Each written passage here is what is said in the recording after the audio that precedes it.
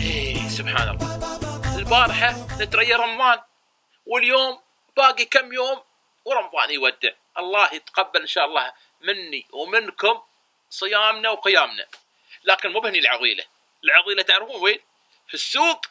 نعم في السوق. شو بالسوق؟ في السوق سألوني، زحمة وهرنات وسياهير وعالم والدكاكين هل. تخبرهم ليش؟ قالوا العيد. جبت خبركم الحين رمضان بطولة، انتوا وين؟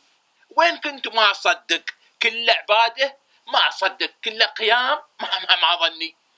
بلاكم يا ابوي ترى ما بس اخر يومين نزحم السوق. الله يسلمكم، اذا تبون شيء نبتدي من اول رمضان عشان نبتعد عن الزحمة. جزاكم الله خير ومبروك عليكم العيد ان شاء الله، والله يتقبل مني ومنكم.